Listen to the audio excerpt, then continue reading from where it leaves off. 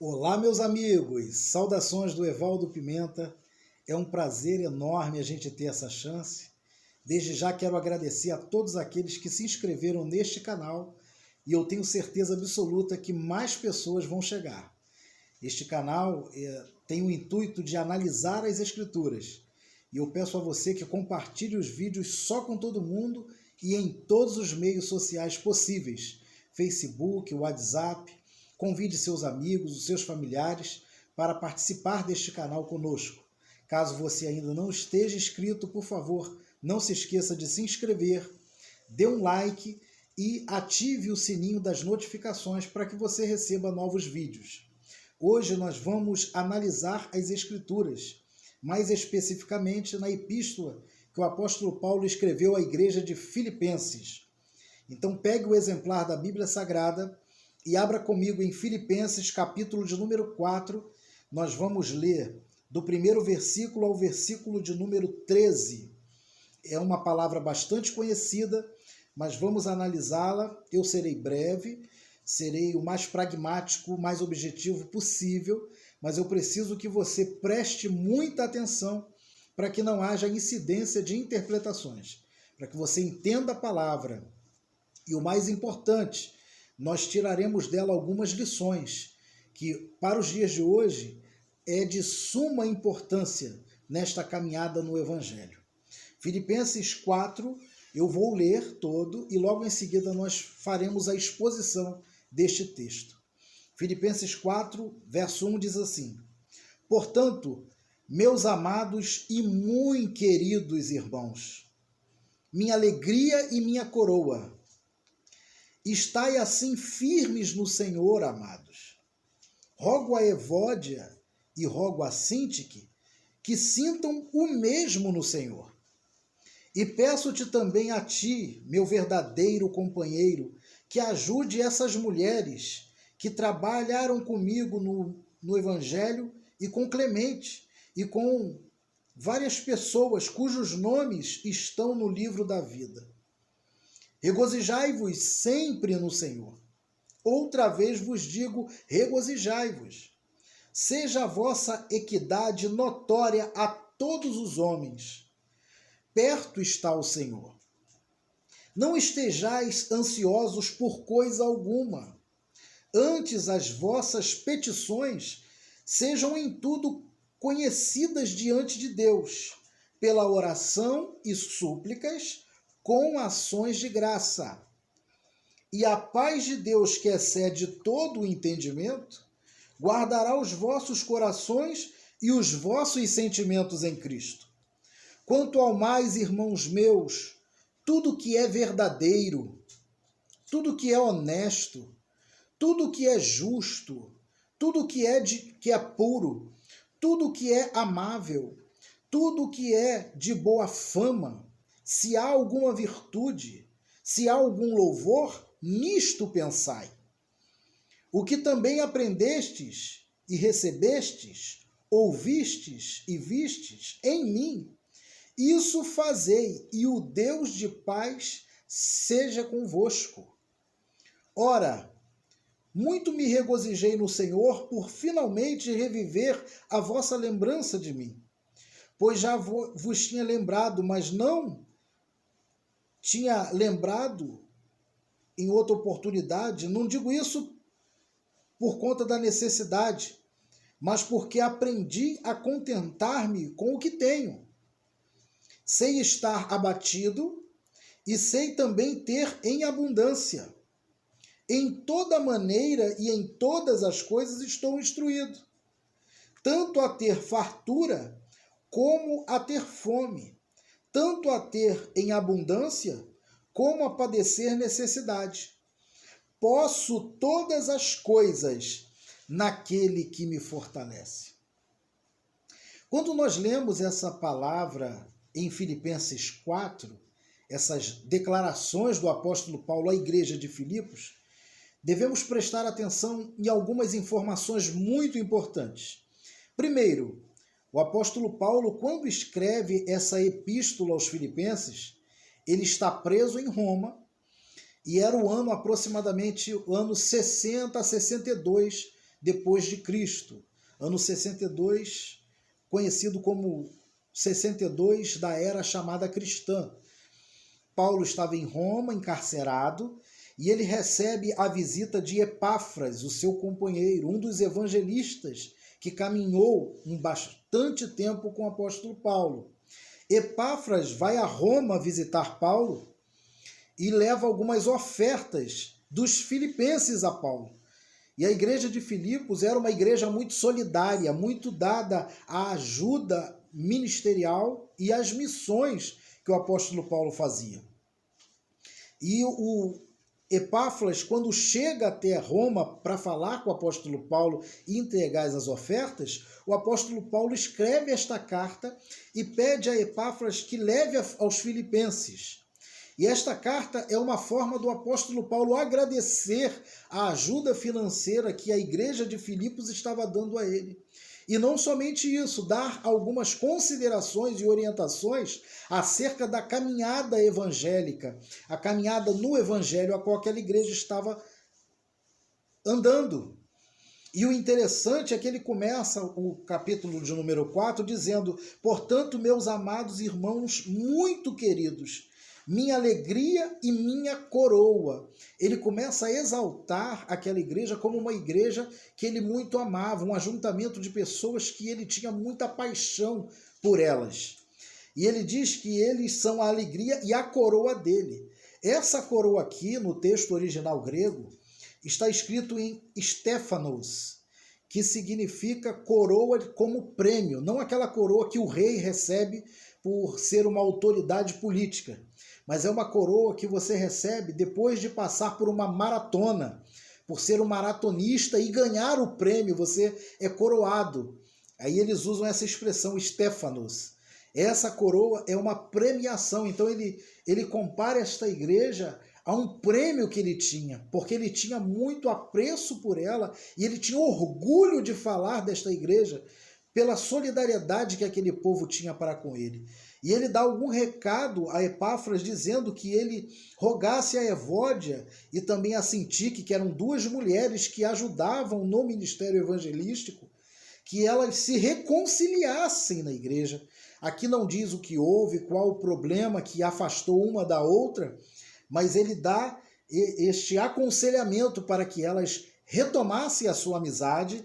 E ele diz: peço-te também a ti, meu verdadeiro companheiro, que ajudes essas mulheres que trabalharam comigo no Evangelho e com Clemente. E ele lembra de Clemente, que o ajudou também em Filipenses. A igreja de Filipenses foi uma igreja que teve muita dificuldade nos primeiros passos, porque a cidade de Filipos fica na Macedônia, no meio de várias montanhas, e na divisa entre a Ásia e a Europa.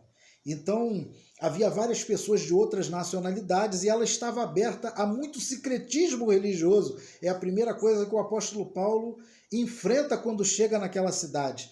E ele começa a dizer: rogo aos irmãos, regozijai-vos no Senhor. Outra vez vos digo, regozijai-vos. Ou seja, estejam alegres em buscar ao Senhor a todo tempo. Buscai uma alegria constante no Senhor. Isso é regozijar no Senhor. Então ele começa a dizer àquela igreja, primeiro ele louva pelo bem-estar que aquela igreja tem feito à pregação do Evangelho, por toda a solidariedade que aquela igreja tinha manifestado pelas pessoas, e ele também dá um conselho: olha, eu quero que vocês regozijem, que vocês se alegrem, mesmo que momentaneamente as circunstâncias não permita vocês terem essa completude de alegria, mas eu quero que vocês estejam alegres, que essa alegria não seja uma alegria circunstancial, mas seja um estado de espírito constante dentro de vocês. E ele disse: seja também a vossa equidade notória. Equidade significa justiça, juízo, ponderamento. Que vocês sejam sóbrios, e a sobriedade, o ponderamento, a justiça sóbria em vocês possa ser conhecida por todos. Vocês sejam identificados pela sobriedade de vocês, serem sóbrios em tudo, justos. Eu quero que as pessoas identifiquem essa característica em vocês, então continuem assim. E ele diz: não estejais inquietos por coisa alguma, que nada tire a quietude do coração de vocês, que nada tire a paz de vocês, que vocês não fiquem ansiosos por absolutamente nada. Antes que as vossas petições sejam em tudo conhecidas diante de Deus em orações e súplicas, ações de graça. E eu paro um momento para meditar com vocês uma coisa muito interessante. Ele diz para aquela igreja não ficar ansiosa por coisa alguma. E hoje, em pleno século XXI, nós estamos em uma época em que a ansiedade está em voga, onde as pessoas andam muito ansiosas. E essa ansiedade, ela tem criado muitas paranoias, pessoas que estão nervosas, pessoas que não conseguem ter paz, muitas vezes não conseguem dormir sem nenhum tipo de remédio que possa tirá-los dessa inquietude. E o apóstolo Paulo, ele começa a falar para aquela igreja, olha, eu quero que vocês primeiro tenham paz, que vocês larguem, deixem de lado a ansiedade. Porque a ansiedade, ela é destruidora, não só da tua saúde, mas também da sua fé, da sua comunhão com Deus e comunhão consigo mesmo. As pessoas ansiosas, elas tendem a mergulharem numa depressão profunda e se não for tratado esse caso, ele se torna caótico a ponto delas muitas vezes pedirem até a morte. Como no nosso meio, nós vemos pessoas que começaram uma caminhada piedosa e por conta das adversidades, das lutas, elas caem numa raiz de amargura, numa angústia tão poderosa, e elas começam a ficar ansiosas, doentes, enfermas na sua psique, e elas acabam dando cabo da própria vida. E o apóstolo Paulo, ele diz que não devemos ficar ansiosos. Antes de tudo, para nós não ficarmos ansiosos, nós devemos o quê? Exercer a nossa oração e as nossas petições sejam conhecidas diante de Deus. Então, se você que está me vendo aí está se sentindo ansioso, está passando por um momento de paranoia, preocupado com o dia de amanhã, o próprio Jesus Cristo, nosso Senhor, disse, não andeis ansiosos por coisa alguma. E ele também disse que a cada dia basta o seu mal. Não se preocupe com o amanhã, porque o amanhã pertence ao Senhor. O que você tem que fazer se você está angustiado é primeiro começar a orar.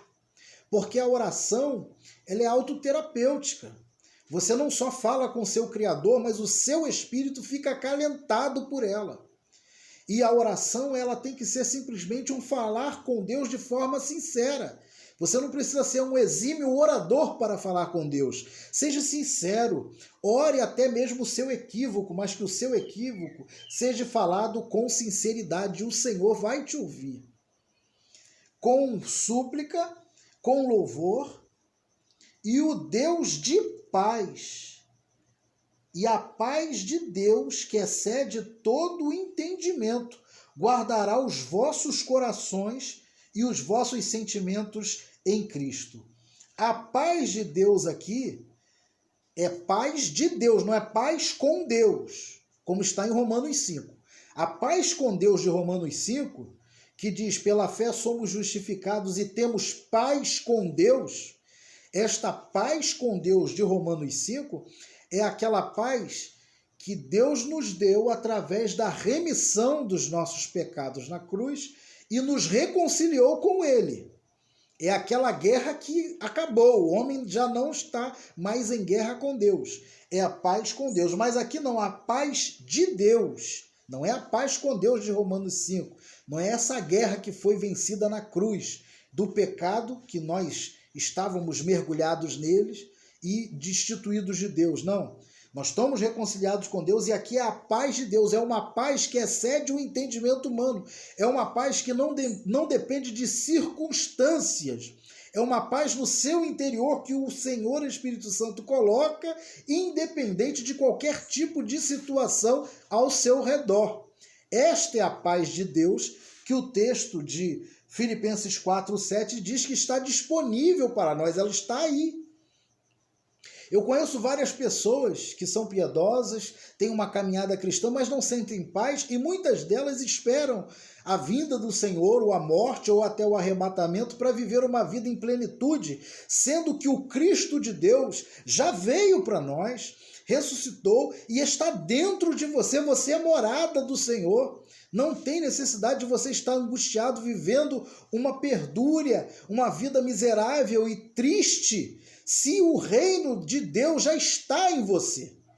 Não existe nenhum lugar do lado de fora que você possa encontrar Deus se você não encontrá-lo dentro do teu coração, se ele não estiver abrigando-se dentro do seu coração e reinando aí. Não há nenhum espaço geográfico que você irá encontrá-lo.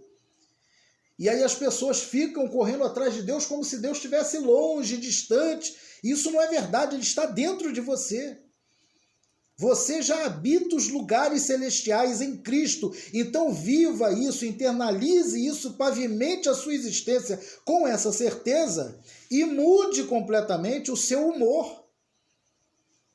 Mas é necessário que você entenda isso, que você viva a plenitude disso. Porque você não precisa ir para um reino espiritual para viver o reino de Deus, porque o reino de Deus está em você. Romanos 8 diz que a criação aguarda a manifestação dos filhos de Deus. Então essa alegria, esta unção, este poder, este regozijar-se em Deus tem que ser vivido agora, e ele não pode estar preso às circunstâncias momentâneas de maneira alguma. Você compreende o que a palavra, o que o texto está dizendo para nós? Não só para a igreja de Filipos, mas para nós nos dias de hoje. Quanto ao mais, irmãos, tudo que é verdadeiro, quer ver uma coisa que também tira a sua paz? É quando você começa a dar ouvido às mentiras. Comece a deixar de lado as mentiras. Deixe de perder tempo com aquilo que não é importante. É momento de crescermos espiritualmente e largarmos as desimportâncias da existência. Tudo que é verdadeiro, tudo que é honesto, tenha honestidade, honradez, seja de honra. Se Y é de Francisco, é de Francisco. Se X é meu, é meu. Eu não tenho que tomar o que é dos outros e tenho que lutar para que todos tenham o direito de obter aquilo que lhe pertence. Isso é justiça, é honradez. A sua palavra seja sim, sim, não, não. Pessoas de uma palavra só. Que você durma bem, que você levante, deite, se levante com paz no seu coração, sem se preocupar com as interpretações alheias a seu respeito. Tudo que é justo, tudo que é puro, pureza, cristalino. Se existe alguma coisa que você faça e você não pode fazer em cima de um telhado para que todos vejam, não faça. Não faça, porque a sua vida tem que ser pura, tem que ser limpa. Você não pode puxar o tapete do seu companheiro na faculdade. Você não pode desconstruir a imagem do seu companheiro no serviço para tomar-lhe o lugar dele. Isso é perverso, é mau, isso não provém de Deus. Quantas pessoas eu vejo, eu não vou para a igreja, eu não faço parte de um vínculo religioso, porque para ser crente igual fulano, é melhor que eu não caminhe com ele. Porque você vai ver a vida daquele que levanta a bandeira religiosa, é uma pessoa perversa, fofoqueira, gosta de disseminar o mal, de destruir a vida dos outros. E não é isso que a palavra ensina. A palavra ensina que nos diz que devemos ser justos, honestos, hospitaleiros, respeitarmos os espaços das pessoas e, o mais importante, não sermos críticos, pessimistas, arrogantes e nem discriminarmos as pessoas. Não nos acharmos melhores, porque o fazer o certo é um constrangimento que o Evangelho nos dá. Isso é um privilégio. Mas não é porque você foi instruído a fazer o certo, isso não te faz melhor do que outras pessoas, e não significa que você nunca vai se tornar melhor do que elas, porque o Evangelho, ele é interessante, ele nos constrange a ser servidores, a ser mordomos do bem.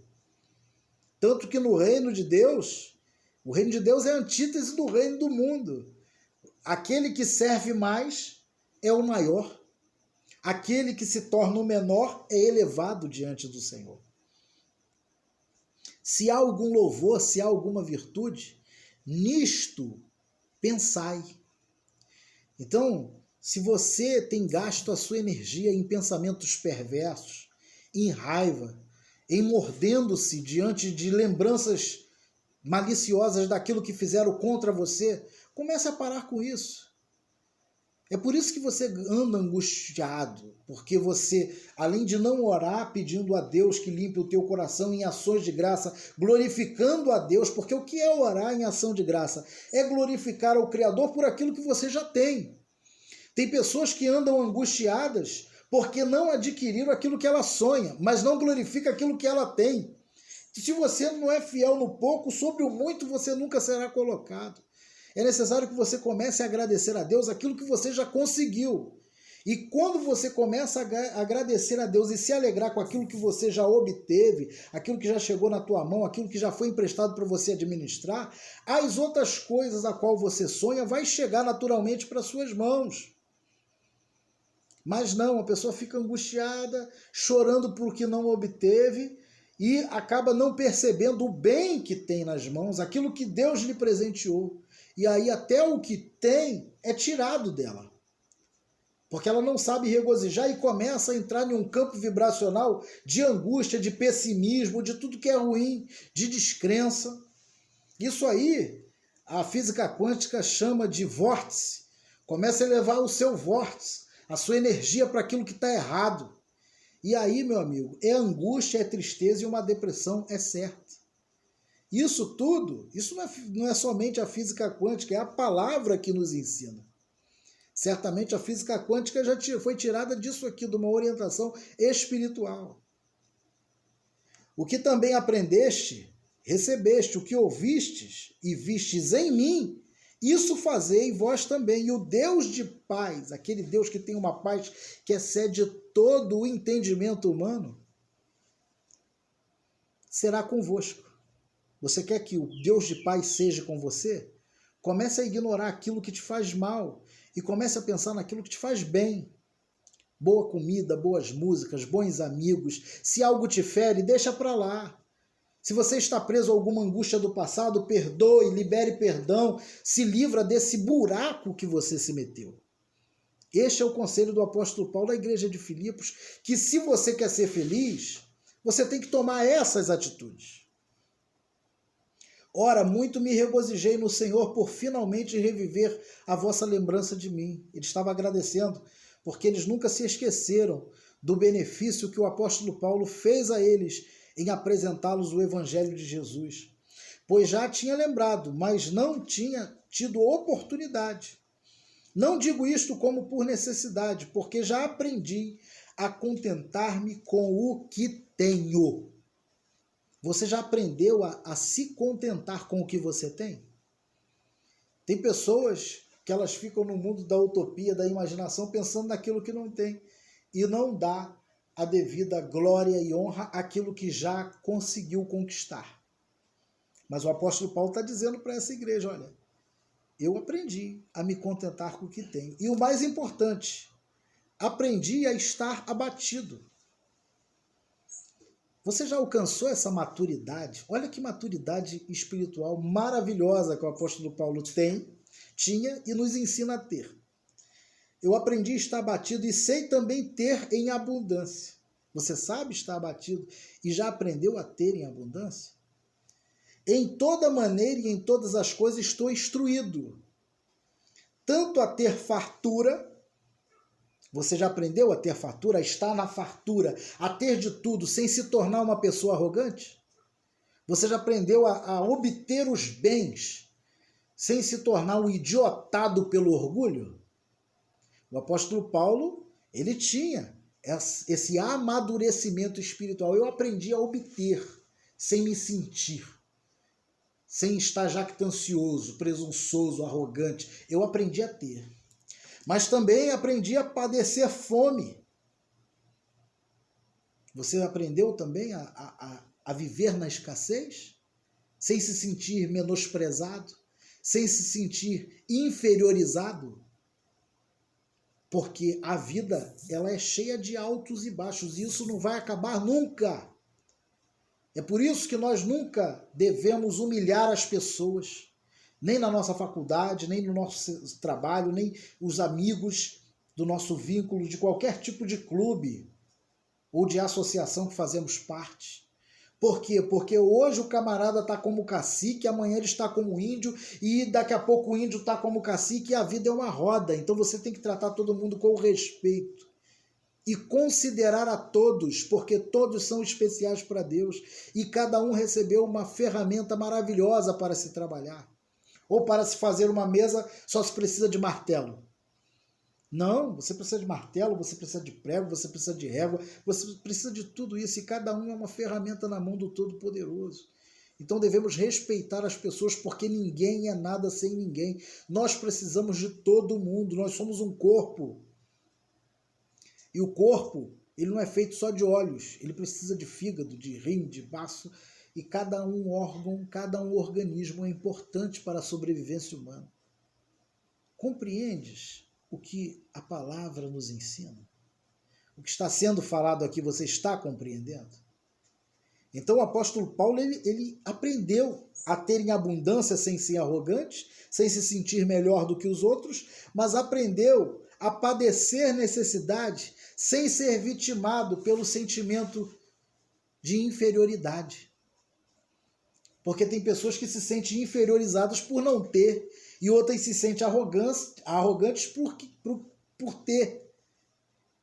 Mas a paz de Deus, que excede todo o entendimento, ela nos amadurece para não nos sentirmos nem inferiorizados quando não temos, e nem nos sentimos superiores por termos. Ela nos ensina uma coisa chamada equidade, é o senso de justiça e equilíbrio.